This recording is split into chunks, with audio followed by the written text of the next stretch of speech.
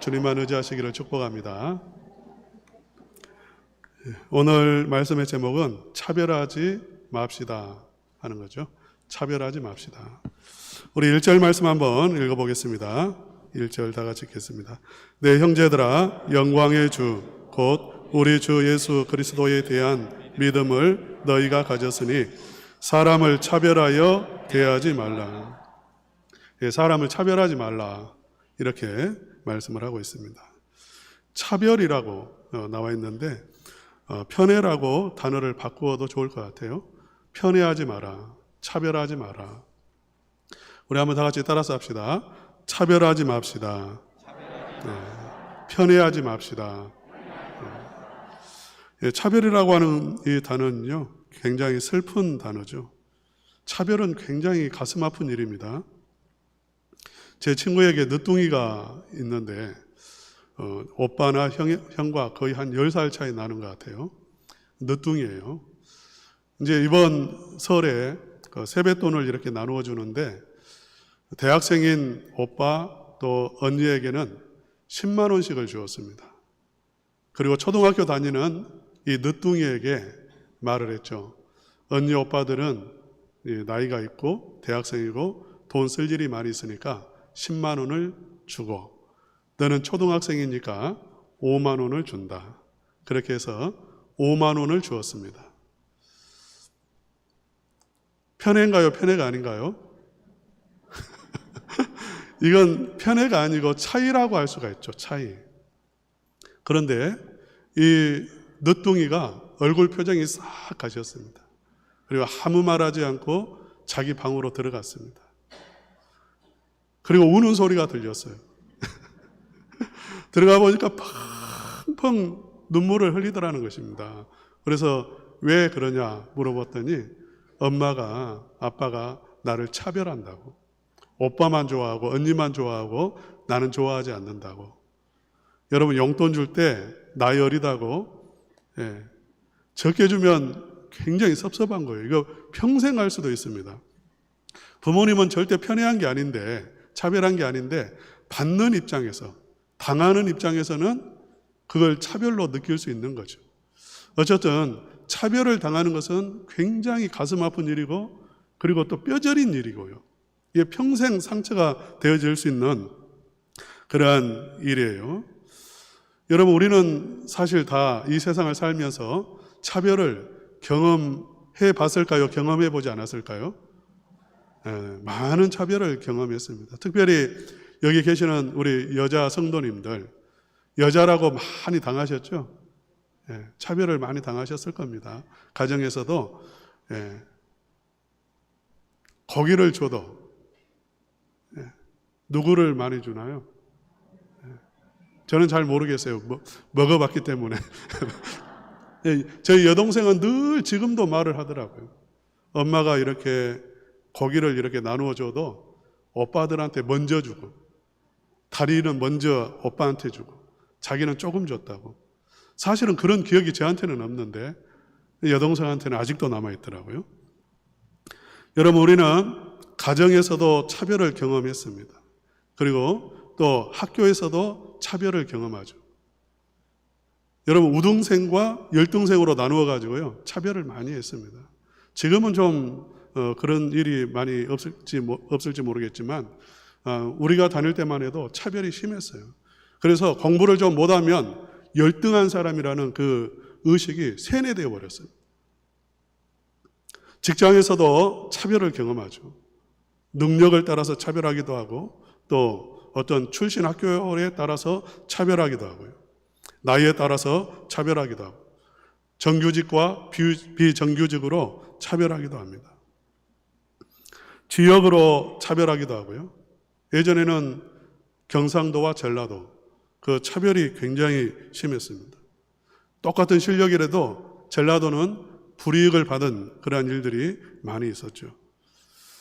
이러한 차별은 굉장히 가슴 아픈 일인데 사실은 아직도 이런 차별이 없다고 말할 수가 없습니다. 아직도 남아있는 거죠. 그런데 지금도 이 차별의 문제가 심각한데 2000년 전, 지금 성경에 기록된 때는 2000년 전인데 2000년 전에 차별하지 말라고 이렇게 이야기하고 있는 것은 이건 혁명적인 일입니다. 이건 보통 사건이 아니죠. 차별하지 말라. 조선시대에 만약 사는 사람이 차별하지 맙시다, 그런 말을 하면 어떻게 됐을까요? 조선시대에 살았던 사람이 그때는 그야말로 남자와 여자를 차별했습니다. 신분을 이렇게 정해놓고 차별을 했어요. 백정 뭐 이런 사람들은 아예 상투도 털지 못하고요, 죽어서도 상여를 타지 못하고요, 시집을 갈 때도 널빤지를 타고요, 가마를 타지 못하고요, 그런 신분의 차별을 받았습니다. 양반과 그렇지 않은 사람 차별을 했습니다. 결혼 못했습니다. 결혼하면 죽어야 돼요. 이런 엄청난 차별이 있었습니다.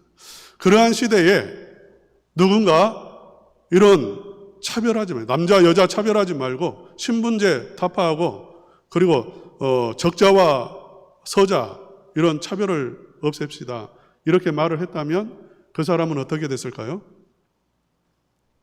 어떻게 됐을까요? 왕따 당하거나 사회 질서를 어지럽히는 사람으로 아마 처형을 당했을 겁니다. 조선시대만 해도 그랬어요. 그런데 2000년 전에 지금 차별하지 말라, 교회 안에서 차별하지 말라, 이 말은 굉장히 혁명적인 그러한 말이라는 것을 지금 여러분에게 말씀을 드리는 것입니다. 그 당시에 2000년 전에 귀족이 있고 왕족이 있고요, 노예가 있어요.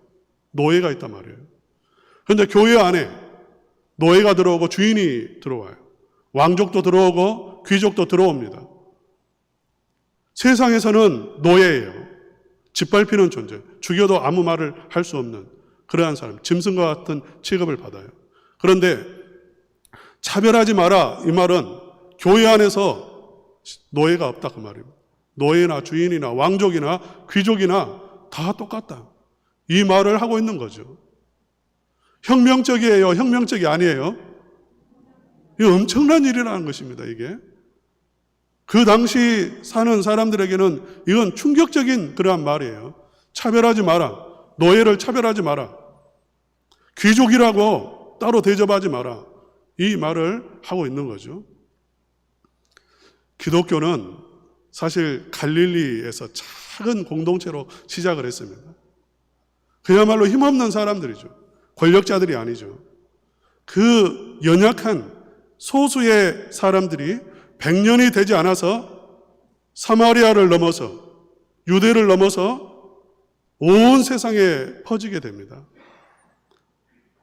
몇백 년이 지나지 않아서 그 철의 제국이라고 하는 로마 그 제국을 뒤집어 버려요. 그 힘이 어디에서 나왔을까요? 교회가 세상을 변화시키는, 세상을 정복한 힘이 어디에서 나왔을 것 같아요? 예수 그리스도의 막강한 권세, 능력? 여러분 그것만 생각하시면 안 됩니다. 어떤 기적이 일어나는 것? 사실은 그게 아니었어요. 새로운 공동체였습니다. 세상에서 짓밟히는 사람들이 교회에 와가지고, 교회라고 하는 공동체에 와서서 인간 대접을 받았다는 것입니다. 할렐루야. 신분이 없어요. 거기서는 다 누구나 똑같았어요. 누구나 다 존중받고 사랑받고 불쌍히 여김을 받고 섬김을 받았어요. 이 공동체 엄청난 공동체였어요. 그 힘이 사마리아라고 하는 장벽을 넘어가가지고 그들을요 차별 없이 대한 거예요. 사마리아 사람들을. 이방인 차별이 얼마나 심했습니까? 그들을 차별하지 않았어요. 교회가 이방인을 받아들였단 말이에요. 이게 교회가 가진 힘이었습니다. 아까 백정 이야기했는데요. 오늘날에도 저기 서울에 성동교회라고 있습니다. 성동교회. 예전에 백정교회라고 불렸답니다. 백정교회. 백정들이 많이 와가지고요. 그 당시 아까 말했던 것처럼 백정은 상투도 털지 못하고, 갓도 쓰지 못하고, 털모자도 쓰지 못하고, 어린애들에게도 존댓말을 써야 되고, 말대답하면 덕성마리를 당하고, 말대답도 하지 못해. 그러니까 무조건 예만 있다 그 말이에요. 시키면 예 하는 그런 사람들. 그런데 선교사님들이 와가지고 전도를 했고 그들이 교회에 왔는데 교회에 와가지고 갓을 썼어요. 선교사님들이 갓을 준비해놨어요. 백정들에게 갓을 씌웠습니다. 난리가 났죠. 난리가 났습니다. 그러나 갓을 씌웠어요. 백정하고 함께 예배 못 드리겠다고 양반들이 다 나가버렸어요. 그래도 백정들을 인간 대접, 똑같이 대접했어요. 그러니까 서울에 있는 교회에, 저 인천에 있는 사람, 다른 지방에 있는 백정들까지 몰려 들어왔어요. 인간 대접 받으니까요. 초대 한국 교회, 초대 교회뿐만 아니라 우리나라 초기에도 정말 천한 취급을 받는 그러한 사람들이 교회로 몰려왔어요. 왜? 그들은 교회에서 인간 대접을 받았기 때문입니다.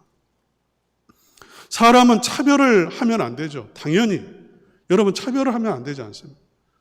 사람 색깔이 다르다고, 피부색이 다르다고 차별하고, 민족이 다르다고 차별하고, 언어가 다르다고 차별하고, 지역이 다르다고 차별하고, 좀 많이 배웠다고, 못 배웠다고 그것 때문에 차별하고요. 그 차별은 아주 심각한 그러한 일이에요. 슬픈 일입니다. 굉장히 가슴 아픈 일이에요. 그래서 성별에 상관없이, 피부색에 상관없이 누구나 사람은 존중받아야 되고 사랑받아야 되는 그러한 존재인데, 특별히 교회는 무엇인가? 한마디로 교회는 사람을 차별하지 않는 곳이라는 것입니다. 모든 장벽이 무너진 곳이죠. 그런데 오늘 성경에 보면 굉장히 이상한 교회가 나와요. 이상한. 아니, 하나님의 교회라고 하는데, 신분이 이미 교회 안에서는 무너졌다라고 말하는데, 누구나 다 하나님의 자녀로 존경받고 사랑받아야 되는데, 이 교회는 좀 이상한 교회예요. 우리 한번 2절 말씀을 읽어보겠습니다. 2절과 3절 함께 읽겠습니다. 시작.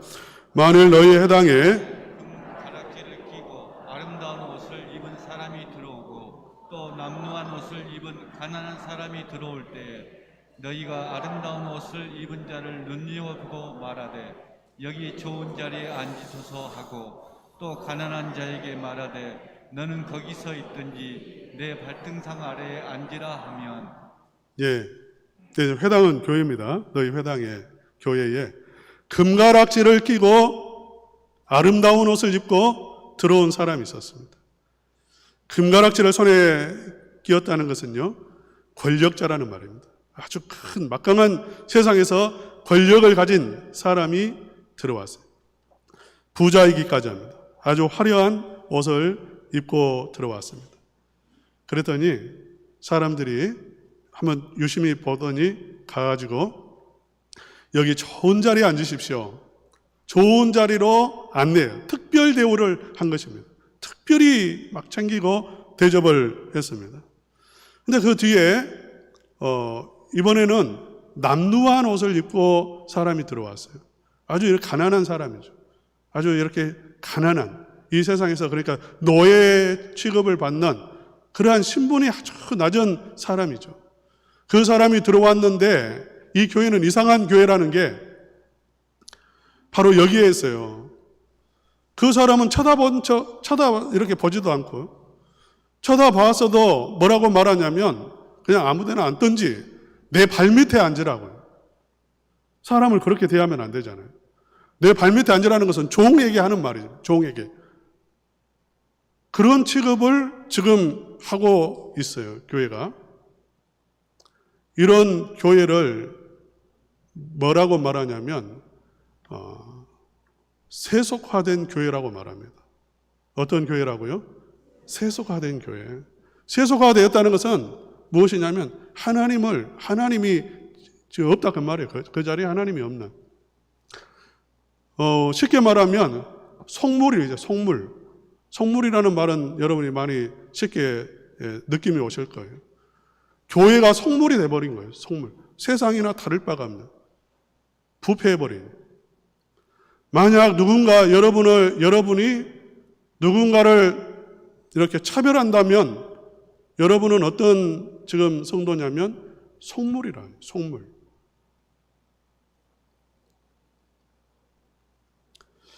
좋아하는 이유는 분명히 있습니다. 왜냐하면 우리 인간은 황금을 좋아해요. 황금, 권력, 아름다운 것, 화려한 것 당연히 좋아하죠. 당연히 아름다운 옷을 입고 왔으니까 눈길이 갈 수밖에 없어요. 더러운 것은 쳐다보기도 싫습니다. 그런데 아름다운 옷을 입고 왔고 황금을 두르고 왔어요. 얼마나 보기 좋아요. 눈길이 가요. 우리 인간은 당연히 그러한 사람에게 눈길이 갑니다. 사로잡힙니다. 이런 사람은 힘이 있기 때문에 도움도 받을 수 있어요. 오늘날에도 그래요. 우리가 평범한 사람이 백날 가가지고 좀 시정해달라고, 좀 허락해달라고 요구해도 안 되는 일이 힘 있는 사람 한 사람이 그거 해주라고 말하면 그냥 바로 돼버리는 경우가 많이 있어요. 예전에 이명박 정부 때 제가 목포에 개척을 하고 있을 때인데요.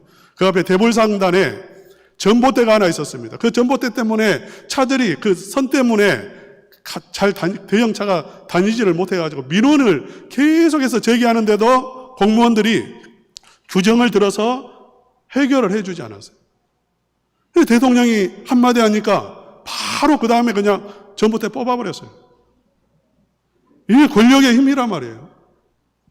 교회 안에 이런 힘 있는 사람이 들어오면 내가 억울한 일을 당할 때 그 사람에게 부탁할 수도 있고, 교회에 행정적으로 안 되는 일 그 사람이 나서면 해결되기도 하고, 얼마나 유익합니까?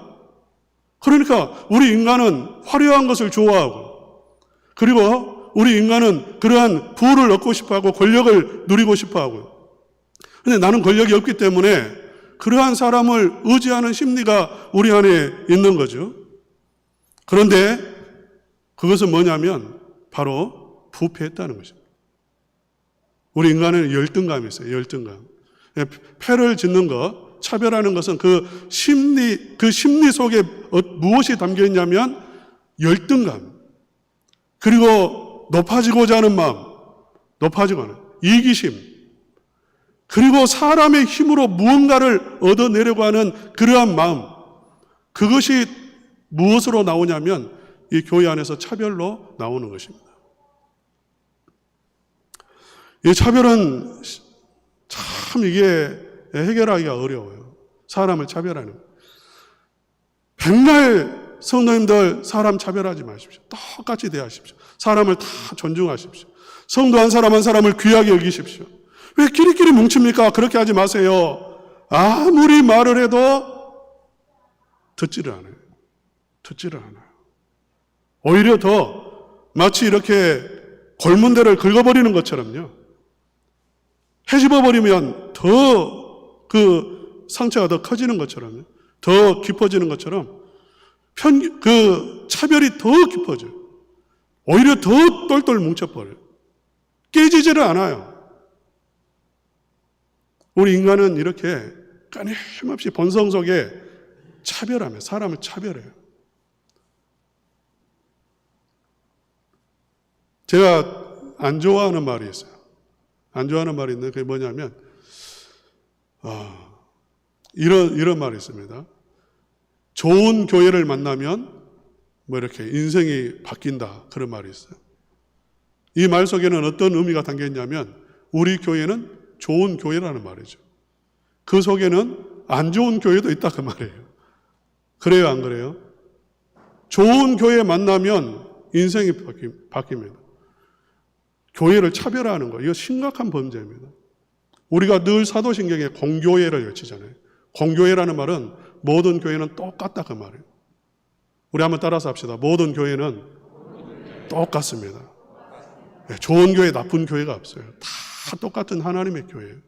그런데 자꾸 차별하는 거예요. 차별. 나쁜 교회, 좋은 교회.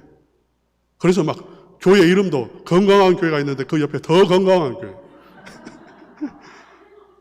정말 이거 너무 심각한 문제예요. 여러분, 우리 교회는 그렇게 하면 안 됩니다. 다 똑같은 교회입니다. 전도 문구를 하고 전도지 나누어 주려면 좋은 교회 만나면 그 말 쓰면 안 돼요. 그냥 어느 교회든지 가십시오. 그게 진짜예요, 그게. 이 차별의 문제가 굉장히 심각한데요. 우리 한번 오늘 본문 말씀 한번 읽어보겠습니다. 1절 말씀 다시 한번 읽어보겠습니다. 1절 다 같이 읽겠습니다. 시작. 내 형제들아, 영광의 주 곧 우리 주 예수 그리스도에 대한 믿음을 너희가 가졌으니 사람을 차별하여 대하지 말라. 여기서 차별하여 대하지 말아야 되는 이유를 말하고 있죠. 영광의 주 곧 우리 주 예수 그리스도에 대한 믿음을 너희가 가졌기 때문에 차별하면 안 된다. 이렇게 말하고 있습니다. 차별하지 말아야 되는 이유는 우리 예수님이 영광의 주님이시라는 거죠. 할렐루야. 그냥 쉽게 말하겠습니다. 예수님은 번쩍번쩍 빛이 난다 그 말입니다. 할렐루야. 예수님에게 빛나는 거 봤습니까? 예수님이 빛이 나던가요? 성경은 끊임없이 말하죠. 태양보다 더 밝은 우리 예수님. 믿습니까? 예수님은 빛이라고 말씀을 하세요. 예수님은 조명빨이 아니에요. 조명을 쏴가지고 그렇게 빛이 나게 하시는 것이 아니에요. 화장빨도 아니에요. 그야말로 예수님은 영광의 주님이시다 이렇게 말하고 있습니다. 이 의미가 무엇입니까? 예수님은 이 우주 만물의 통치자이시고 주관자이시고 특별히 교회의 머리가 되시고 교회 안에 빛으로 모든 생명을 살리시고 구원하시고 인도하신다 그 말이에요. 살아 역사하시는 하나님이시다 그 말입니다. 예수님이 빛이시고 영광의 주님이신데 금반지 낀 사람의 그 힘이 필요할까요? 교회에서? 그 사람을 추종할까요? 어떤 사람이 능력 있다고요. 영권 있다고. 그 사람 중심으로 교회가 모이겠습니까? 절대 그렇지 않죠. 사랑하는 우리 성도님들, 이 편견의 문제, 이 차별의 문제, 편애의 문제, 이 문제를 해결하는 유일한 방법은 무엇이냐면 우리 성도님들이 영광의 주님을 보는 것입니다. 할렐루야. 아멘. 영광의 주님을 보실 수 있는 눈이 열리시기를 축복합니다. 아멘. 영광의 주님, 나를 죄와 사망에서 건져주시고 지금도 이 첨단 영광교회를 인도하시고 다스리시는 그 주님을 볼 때에 우리는 우리 안에 있는 열등감을 우리는 깨트릴 수가 있습니다. 사람을 의지해서 무언가를 해보려고 하는 그러한 마음을 우리는 넘어설 수가 있는 거예요. 사랑하는 우리 성도님들, 아까 말씀을 드렸던 것처럼 만약 내가 사람을 차별하고 사람을 의지하고 그렇게 또 파벌을 형성하고 교회가 그렇게 되어지는 것은 입술로는 예수님을 믿습니다 이렇게 고백하지만 실제로는 니체가 말했던 것처럼 신이 죽었다고 말했던 것처럼 우리 교회 예수님 죽었습니다 그 말이에요. 그 고백을 몸으로 하고 있는 거예요. 예수님 나는 믿지 않습니다. 예수님이 영광의 주님이라는 것, 내 인생의 생사화복을 주관한다는 것, 나는 믿지 않습니다. 그게 사람끼리 뭉치는 거라고요.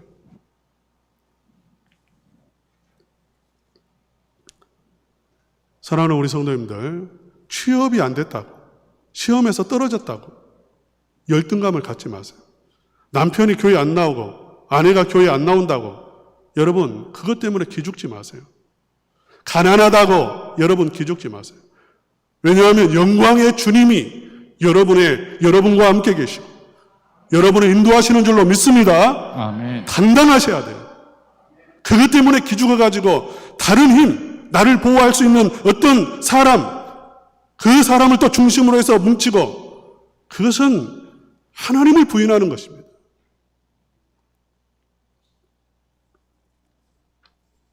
교회에 오면 내 눈이 가는 사람이 있어요. 특별히 마음이 가는 사람이 있습니다. 하나님이 주신 마음이에요. 그것은 차별하는 게 아니에요. 당연히 그 사람에게 가서 내 마음이 간다고. 이 말씀을 또 들으면 또 남자 성도님이 여자 성도님에게 막 그런 일은 없어야 됩니다. 그건 절제가 필요하죠. 참 정말 교회 안에서 마음이 가는 사람, 서로 사이좋게 지내는 것, 보기 좋은 일이에요. 그걸 나쁘다고 말하는 게 아닙니다.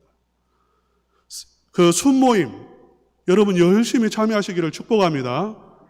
그 참여, 성도는 함께 연합하고 존중하고 사랑하고 섬길 때에 그 자리에 하나님이 임재하시는 줄로 믿으십시오. 하나님이 임재하세요. 만약 내가 빠져버리면요, 하나님의 임재가 그만큼 가로막히는 거고. 그래서 저는 우리 어르신 성도님들이 너무 고마워요. 항상 자리를 지켜주시기 때문에. 우리 어르신들이 순이나 기관이나 전도회나 교회 예배 드릴 때 항상 자리를 지켜주시는 거예요. 하나님이 엄청난 상급을 주시리라고 믿습니다. 여러분, 잘 뭉치셔야 돼요. 모이셔야 돼요. 그러나 아까 말했던 것처럼 그 두 사람의 모임은 다른 두 사람에게로 열려 있어야 되고 그 은혜가 흘러가야 됩니다. 할렐루야. 우리 셀이 잘 모인다고, 우리 순이 잘 모인다고 우리끼리만 좋은 그것은 안 돼요. 그 은혜가 다른 셀에게로 흘러가야 되죠. 교회는 그래서 하나가 되어야 됩니다. 할렐루야. 아멘. 오늘 성령 강림 주일인데요. 추수 맥주 감사 주일인데, 맥주 감사 주일은 성경의 절기로 이스라엘에서는 오순절이에요. 오순절날 하면 여러분 떠오르는 게 무엇이죠? 성령이 강림하셨습니다. 할렐루야. 성령이 강림하신 절기가 이 맥주 감사 주일이에요. 성령이 강림하셔서 하신 일이 무엇이냐면 교회를 세운 것입니다. 오순절 성령 강림 사건으로 교회가 세워졌어요. 교회가 세워졌다는, 건물이 세워졌다는 게 아니라 그동안은 사람을 차별하고 사람을 의식하고 그렇게 서로 분열했던 그 사람들이 성령의 이제 충만함 속에서 긍휼히 여기고 불쌍히 여기기 시작한 것입니다. 하나가 되었다, 그 말씀이에요. 할렐루야.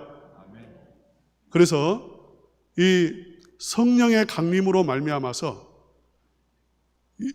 초대교회 성도들 영광의 주님을 보는 눈이 열리고 서로를 긍휼히 여기는 마음이 생긴 것입니다. 우리를 구원하신 하나님의 목적이죠. 우리 한번 성경 말씀 읽어보겠습니다. 8절 다 같이 읽겠습니다. 시작. 너희가 만일 성경에 기록된 대로 내 이웃 사랑하기를 내 몸과 같이 하라 하신 최고의 법을 지키면 잘하는 것이거니와 9절 만일 너희가 사람을 차별하여 대하면 죄를 짓는 것이니 율법이 너희를 범법자로 정죄하리라. 최고의 법은 무엇이냐면 사람을 사랑하는 것입니다. 섬기는 것입니다. 13절 읽겠습니다. 13절 다 같이 읽겠습니다. 시작. 긍휼을 행하지 아니하는 자에게는 긍휼 없는 심판이 있으리라. 긍휼은 심판을 이기고 자랑하느니라. 하나님이 구원하신 목적입니다. 우리를 첨단은광교회로 부르신 목적, 긍휼히 여기고 사랑하도록 부르셨다는 거죠. 사랑하는 우리 성도님들, 우리가 옷을 사러 가게에 가면 간섭하는 게 귀찮습니다. 오셨습니까? 그 인사하는 것도 별로 마음에 들지 않을 수가 있습니다. 그냥 모른 척 하면 제일 좋은 거죠. 내가 가게 들어가서 내가 마음에 드는 옷이 있는지 없는지 살펴보고 마음에 드는 옷이 있으면 사고 없으면 그냥 나오면 우리말로 신간이 편합니다. 근데 자꾸 오셨습니까? 무슨 옷을 찾습니까? 이 옷이 좋습니다. 이런 말을 하면 부담스러운 거예요. 그래서 그 옷가게는 다시 안 갑니다. 커피숍을 갈 때도 마찬가지예요. 내가 그냥 커피 마시고 우리끼리 즐거우면 되는데 자꾸 누가 간섭하면 다시 가기가 싫은 거예요. 교회는 옷가게도 아니고 커피숍도 아니죠. 그냥 나 혼자 와가지고 여기 교회 설교가 좋나 안 좋나, 찬양이 좋나 안 좋나, 뭔가 하나 꽂히면 이 교회 한번 다녀볼까? 그래서 왔다 갔다 이렇게 교회를 출석을 하고요. 오셨습니까? 어디 사십니까? 어떻게 오셨습니까? 묻는 거 귀찮고 모른 채 해주셨으면 제일 좋고. 혹시 여러분 그렇게 신앙생활 하시지 않습니까? 그게 좋다고 생각하지 않습니다. 그것은 교회가 아닙니다. 우리를 구원하신 하나님의 목적은 그게 아닙니다. 긍휼히 여기는 마음, 서로를 불쌍히 여기는 마음.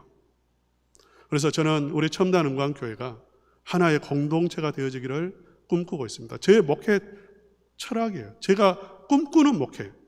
막 1000명, 2000명 불어나는 그러한 숫자만 많은 교회가 아니라요. 몇 명이 모이든 간에 서로 진심으로 그리스도 안에서 존중하고 사랑하고 하나 되고 서로를 위해서 긍휼히 여기며 기도하고 그러한 교회, 그러한 교회는 작아도 강력한 교회입니다. 하나님의 임재가 그 교회 안에 임하고요. 아까 말했던 갈릴리의 작은 공동체가 로마 제국을 뒤집어 엎었듯이 우리 첨단 은광교회가 진정으로 서로를 진정으로 사랑하고 긍휼히 여기고 서로를 섬기는 교회가 되면 머지않아서 첨단이 뒤집어질 겁니다. 광주가 뒤집어질 겁니다. 할렐루야. 사랑하는 우리 첨단 은광교회가 이런 교회 되어지기를 주님의 이름으로 축원합니다.